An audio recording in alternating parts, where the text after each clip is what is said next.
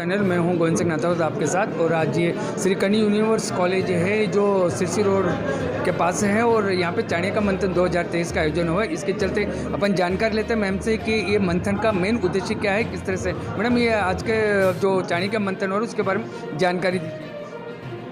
नमस्कार, मैं Shweta Mehta Modi Mrs India 2019 winner हूँ और एजुकेशन से बहुत क्लोजली जुड़ी हुई हूँ क्योंकि मैंने 10th 12th BSc MBA हमेशा टॉपर रही हूँ और प्रतिभा पाटिल मैम ने भी मुझे अवार्ड दिया है। आज जो मेरा मेन उद्देश्य था यहाँ आने का, विजय सर ने मुझे बुलाया यहाँ पे चीफ गेस्ट की तरह। उसका मेन रीज़न यही था क्योंकि एजुकेशन पॉलिसी जो है, अभी जो नई पॉलिसी डेवलप हो रही है उसके अंदर मेन ध्यान रखा करा है कि बच्चों पे ज़्यादा बर्डन ना पड़े और बच्चे जो है खुले दिल से पढ़ाई को एक्सेप्ट करें। और जो एम्प्लॉयमेंट है बच्चों का, क्योंकि डिग्री तो आ जाती है लेकिन एम्प्लॉयमेंट जो है वहाँ कहीं ना कहीं कमी रह जाती है, बच्चों के पास एम्प्लॉयमेंट नहीं है तो उनको स्किल डेवलप्ड एम्प्लॉयबल बनाया जा रहा है। तो मेन जो उद्देश्य है नेशनल एजुकेशन पॉलिसी का, जो अभी सुधार हुए हैं, उसको इसी बात को मद्देनज़र रखते हुए करा गया है कि आप बच्चा जो है वो एक स्किल में डेवलप हो और आगे जाके उसे नौकरी की कोई शिकायत ना आए। तो मैम, आपकी तरफ से किस तरफ की स्किल के डेवलपमेंट के लिए इम्पोर्टेंस देते हैं? देखिए, मैं वॉलंटरी काम करती हूँ। जब भी मुझे टाइम मिलता है तो अभी तक मैं 10,000 बच्चों को स्किल कर चुकी हूँ ऑलरेडी।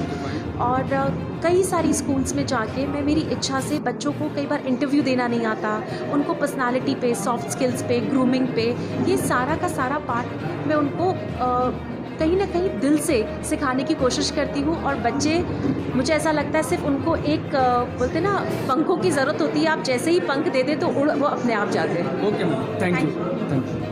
खूब तरह से दिया है, आप इस तरह से जुड़े रहे। कौन से कहा, जय हिंद, जय भारत। तो मैं यही बोलना चाहूँगी कि आज एजुकेशन बहुत ट्रेंड चेंज हो गया है, हमें इसे एक्सेप्ट भी करना चाहिए।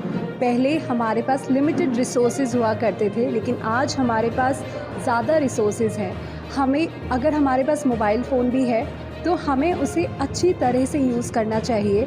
मोबाइल फ़ोन्स बुरे नहीं हैं अगर आप उसे सही तरह से यूज़ करते हैं। पहले हमारे पास लिमिटेड रिसोर्सेज थी, हम प्रॉपर्ली अपने सपनों को पूरा नहीं कर पाते थे बिकॉज़ जैसे कि मैम ने कहा, वो एजुकेशन हमें मिली ही नहीं थी। लेकिन आज हमारे पास इतनी रिसोर्सेज है, अगर हम उसे प्रॉपर्ली यूज़ करते हैं तो हम ऊंचाइयों को भी छू सकते हैं। और जैसे पहले गर्ल्स की एजुकेशन बहुत कम हुआ करती थी, आज पेरेंट्स की सोच भी बदली है और गर्ल एजुकेशन बहुत ज़्यादा बड़ा है, रिसोर्सेज ज़्यादा मिल रही हैं, तो आई थिंक वो एजुकेशन का लेवल भी बढ़ा है। और ऐसे कॉलेजेस जैसे कि हमारे doctor Vijay Singh Rathore sir, Kusum ma'am, अगर ऐसे directors Anoop sir, Ritika ma'am, इन लोगों का सपोर्ट जैसा कि हमें मिल रहा है और बच्चों को मिल रहा है तो फिर तो किसी के भी सपने पूरे आसानी से हो सकते हैं। थैंक यू मैम, आप जुड़े रहे इसी तरह। गोविंद सिंह नाथावत सर, जय हिंद, जय भारत। और भी कहता हूँ, माता जी, आप क्या कहना चाहेंगे इस मौके पे आज? देखिए, आज ये जो मौका मिला है मंथन का, ये बहुत ही शुभ मौका है। इसमें हमें ज़्यादा से ज़्यादा विचार जानने को मिले कि नई जो शिक्षा नीति है उस पर हमारे क्या विचार है। जब हम उन विचारों को कंसोलिडेट कर लेंगे, एक जगह कर लेंगे, तो उनको फिर हम शॉर्टिंग करके निकाल सकते हैं कि प्रमुख हमें किस तरह से आगे, किस दिशा में जाना है और उसमें क्या क्या प्रैक्टिकल हमारे पास चुनौतियाँ आएंगी, उनको हम कैसे दूर करेंगे और उसके ऊपर हमारे काम आएंगे। बच्चों के पूरे चहुमुखी विकास को देखते हुए कि हर स्टेप पे जो विकास के जितने भी स्टेप्स होते हैं आयु के अनुसार, उतनी ही तरह से हमें देखना पड़ेगा। हमें जो छोटी सी इकाई वर्ल्ड है वहाँ के बच्चे से हमें ऊपर तक, जहाँ हमारा देश है सबसे ऊंचा पद है, राष्ट्रपति पद तक के बच्चों की जो चीज़ें हैं वो सब नज़र में रखते हुए हमें अपनी संस्कृति को साथ साथ बढ़ते हुए नई टेक्नोलॉजी में आगे बढ़ना है। और वो हम सब मिल के करेंगे तभी होगा, अकेले से नहीं होगा। मेरे विचार सिर्फ मेरे हैं, लेकिन जब 10 विचार मिलेंगे तो एक बहुत मोटा विचार बनेगा और उस पर काम मुस्तैदी से होगा। देखिए, मेरा आपसे एक सवाल था कि जब आपकी उम्र थी, जब शिक्षा जगत फैला हुआ था चारों तरफ, 1947 में एजुकेशन एस्टेब्लिश हुआ था, उसके बाद तब जब आप एजुकेशन लिए तब और अभी 2023-24 में जो आने वाले एजुकेशन, इतने क्या डिफरेंस आप फील कर रहे हैं? क्या आपको ज़्यादा डिफरेंस लग रहा है एजुकेशन में? क्या चेंजिंग्स आई? मेरा जो समय था पढ़ाई का, पहली बात तो यही था कि उस समय इतना मौका ही नहीं था कि लड़कियों को इतना पढ़ने का मौका मिले। लेकिन जहाँ तक मैं पढ़ाई के संबंध में मैं कह सकती हूँ कि जब भी एक ही किताब होती थी, एक ही बुक होती थी जिसमें सारे विषय आते थे और उसको सब्जेक्ट के अनुसार बांट दिया जाता था और उससे फिर पढ़ाई होती थी। मैथ के अलावा जितने भी हैं साइंस के चैप्टर साइंस में लेते थे, एसएसटी में जो हमारे सोशल साइंस के हैं वो उसमें लेते थे, हिंदी के हिंदी में लेते थे।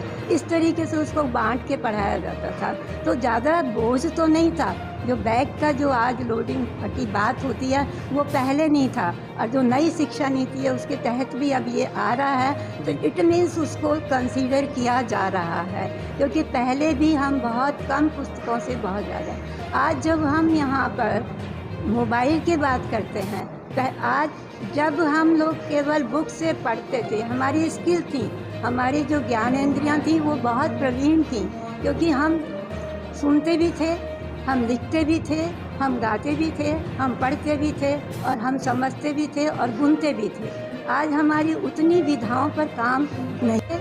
हम लिखते भी थे, हम गाते भी थे, हम पढ़ते भी थे और हम समझते भी थे और गुनते भी थे। आज हमारी उतनी विधाओं पर काम नहीं हो रहा और इसीलिए हम मोबाइल का यूज़ करते हैं। आज मोबाइल में क्या है, बच्चे की लेखन शक्ति ख़त्म होती जा रही है, धीरे धीरे उनकी स्पीड ख़त्म होती जा रही है। और जो वो चीज़ जो जब हम पैराग्राफ लिख लेते थे, निबंध आते थे तो एक एक कॉपी भर लेते थे। जब निबंध का पेपर होता था एक ही निबंध होता था, एक कॉपी भर लेते थे।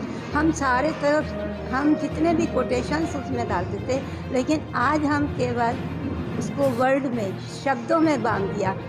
शब्दों में कभी ऐसी चीज़ बांधी नहीं जाती और वो नहीं हो पा रही है। तो आज हम मोबाइल पर कंसंट्रेट कर रहे हैं, तो उसको हमें धीरे धीरे करना पड़ेगा, क्योंकि जो चीज़ पहले थी उसमें हमारा एक्सप्लेनेशन ज़्यादा था, हमारा एक्सपोजर ज़्यादा था, हमारा बोलने का और उसको अपने मन की बात को कहने का ज़्यादा वो था। और आज हम सिर्फ ना लिख पा रहे हैं ढंग से, ना पढ़ पा रहे हैं। उसका यही है कि हम उसमें सिमट के रह गए हैं। आज ऑब्जेक्टिव और सब्जेक्टिव में, पहले सब्जेक्टिव बहुत ज़्यादा होते थे और आज ऑब्जेक्टिव बहुत ज़्यादा होते हैं।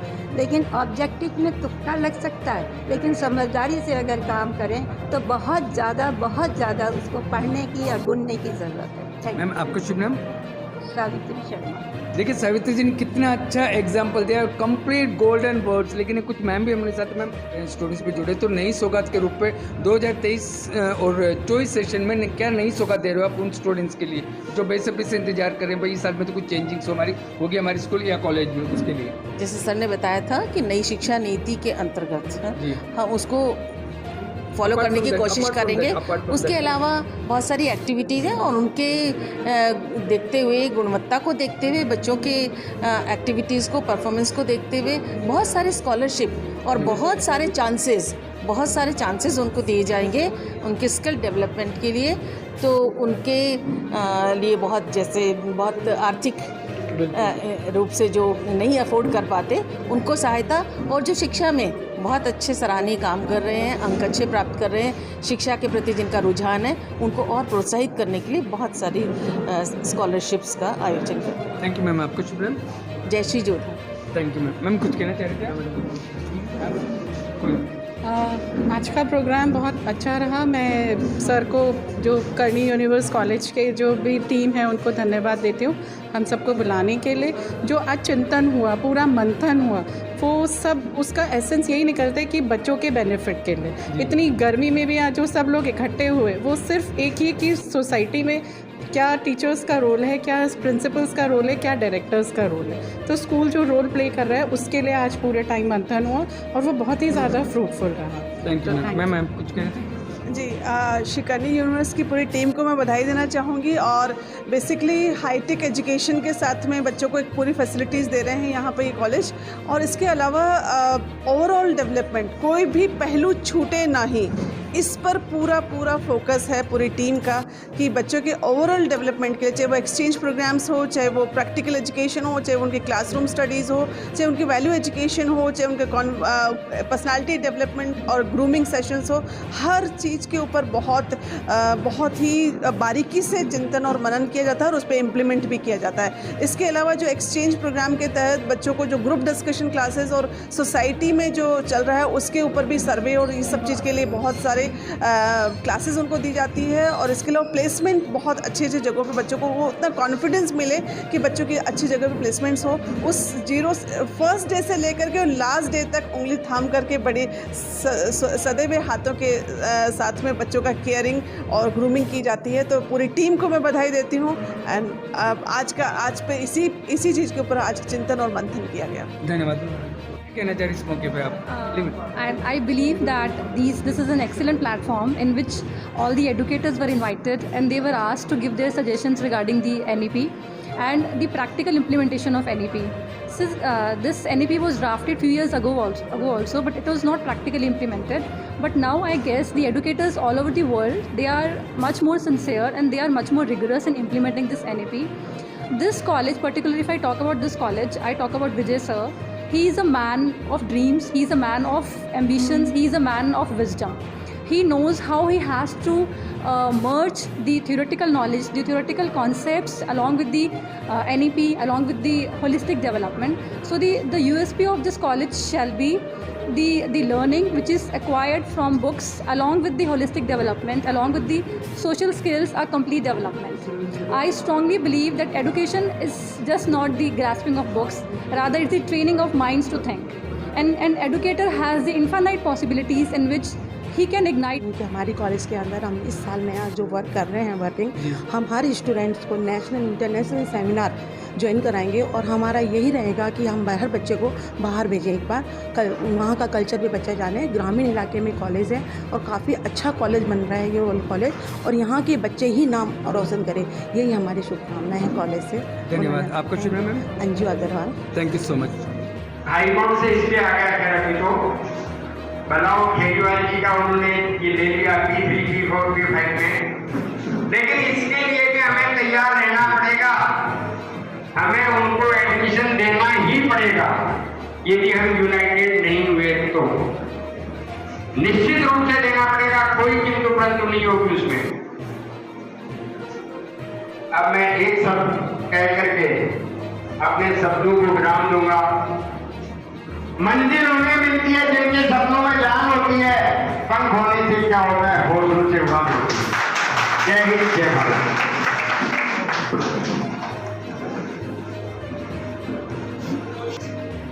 बनाने हुए सभी